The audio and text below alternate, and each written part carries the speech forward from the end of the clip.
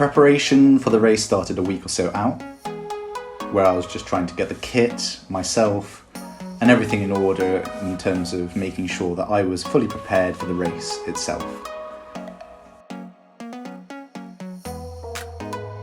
Trying to rest up, taper down, and be in good shape come the race. And I think all of this went well. I think that I was ready, I was prepared, and I was really in really good shape to produce a good performance. But it didn't go quite to plan. Classic story at the moment is that there's always been something that hasn't gone quite right for me in each of the races so far. And it's becoming really frustrating and I'm quite fed up with it. I've had a few days now to kind of dwell on all of that, come to terms with it, and give myself a little bit of focus going forward, which I'll go through in the coming days with you. But at the same time, it's really tough to have these constant setbacks, and you know that you're in the shape to be able to perform, and you know that you're able to deliver something good. But at the same time, it's just not coming through because of silly errors on my part. It's no one else's. It's not bad luck, it's not good luck, it's just my kind of inexperience still that's causing me a lack of performance. And they're big mistakes, don't get me wrong, or small mistakes causing big consequences.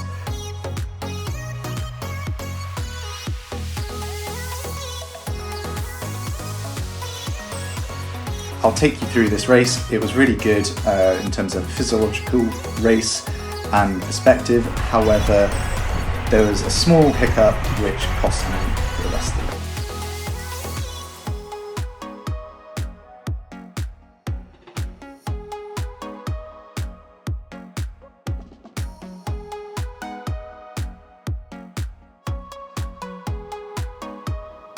Before we get into all of that though, don't forget to like and subscribe, and you'll be able to click the bell icon as well to make sure that you stay up to date with all the content that I'll be releasing in the future, and also the upcoming Mallory relay race that we release later this week. His favourite? You don't have to come far.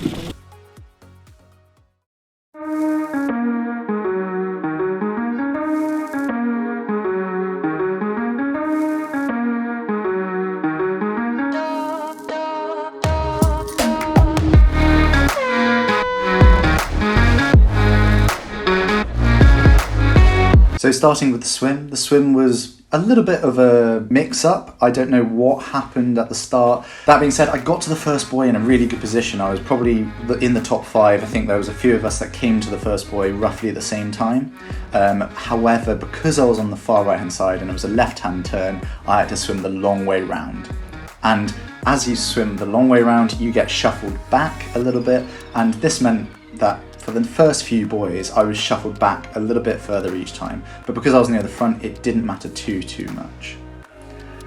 So when I got to the second lap of the swim, I decided to cut to the inside and take the shortest route. And that helped a little bit. It helped me maintain my position a lot better, and I got out of the water in about 9th place. And I was like, yes, this is the first time that I've put a swim together in a sprint distance triathlon, and I was near the front of the race and I could see the front, and I was like, yes, I'm gonna make the front group here. It didn't happen. I went through T1 and this is where it got bad. I grabbed my bike, I ran out of transition, and my elastic bands had snapped. And in Mallory, the course is really technical, so you want to get straight into your shoes. And for those that don't know, you have elastic bands on your shoes, you do a flying mount, slip the feet straight in, and off you go. You're in, you can put down the power and go. This didn't happen. I had to go on top of my shoes, and I couldn't get all the power out because you can't pull up on the shoes, you can't power out of turns as easily, and it was a really technical first half of a lap essentially in order to get into the correct group. I then fannied around for the next lap or so, trying to get my feet in the shoes, but the Velcro was stuck down onto the shoe. It was folded in on itself, and I just couldn't, under the kind of panic stress, think clearly in order to put my feet in, and I just had to lift the Velcro up and slip the feet in, but I just couldn't do it at the time. So this is what really cost me. I slipped back 2 to 3 groups in that period. I ended up in the chase group, but that ended up a minute down out of T2. So I was almost out of the race by this point, and it's so frustrating when that happens.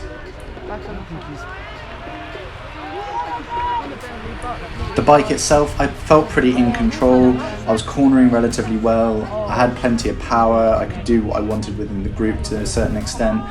We ended up with a decent bike pack towards the end of the race, which was kind of headed by Jimmy Kershaw, and Hamish Riley was also riding really well, and I think I was one of the other kind of decent riders within that group. So yeah, it was okay when we got going, but I should have made that front pack. In theory, like, yes, I haven't proven that I should be in that front pack yet again, but I was there, and I missed it. Anyway, T2 went pretty smoothly. I was one of the first people into T2, wrecked my bike, kind of hit Jimmy Kershaw's bike and apologised during the transition. It was like a very polite transaction, and we got on our way with the run. And yeah, I ran relatively well. Like, I did a decent time. I think it was one of the top 10 fastest times of the day. And in the position that I was in, like, it equated to about 10th place, I think it was, on the day. If I'd made that front group, and like, you can if and but this as much as you want, but if I'd made the front group, and if I'd made the split in the front group, because there was a little split towards the end, I mean, I was feeling pretty good, so you don't know how it was going to pan out, but say I did, for argument's sake, then I could have been looking at something like 4th, 5th place.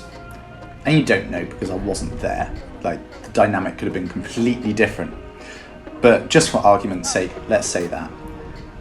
Anyway, it was a decent performance all in all, but where it got ugly was I also got disqualified. So I got DQ'd because I didn't put my wetsuit in the box provided, and in all honesty, I didn't even think about it in transition. I just kind of went through transition as fast as I could. The wetsuit came off really quickly, and I just didn't think about the box. I don't have to put my wetsuit in the box very often, so it just didn't occur to me that that was what needed to be done.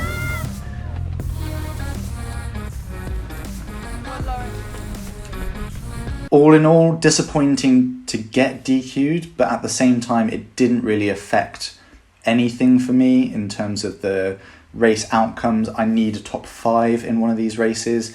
That didn't happen. So if I'd got a top 5 and then I got DQ'd, I think the DQ would have made a little bit more of a difference to me, all in all. But as it happens, I was about 10th, 11th on the day, and getting DQ'd from that, it doesn't really make a big difference to me as kind of like a grand scheme scenario sort of thing.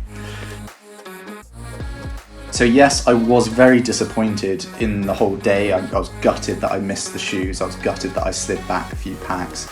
But the swim was good. I had a good swim. The run was good. It was decent, and I was happy with it.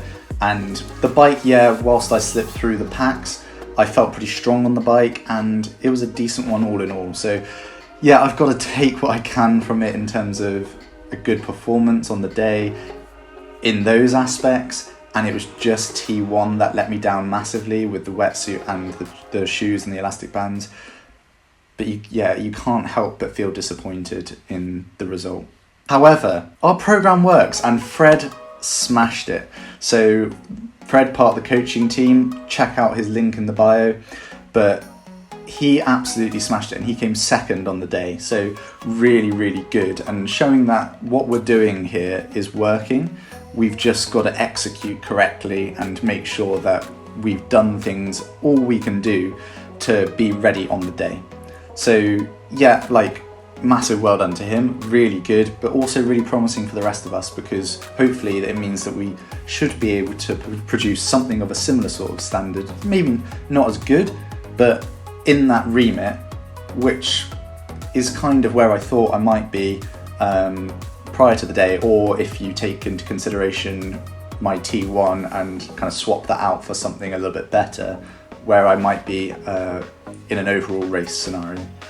So the following day we had the Mallory mixed relay, and I'll show you that in the next video. So don't forget to hit that like and subscribe button, and tune in next time to make sure that you see how we got on in that. We had 2 teams and we both had a really good race. So yeah, tune in and I'll see you next time. He's up, he's up, he's up. He's up. Go on, Jimmy! Go on, Jimmy!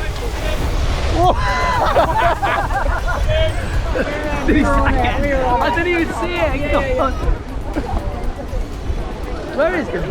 He's still diving. He's still diving. That's the way to do it, mate. He's going to be knackered. He's like 9 foot tall. Oh my god. Oh my god. His long arms just get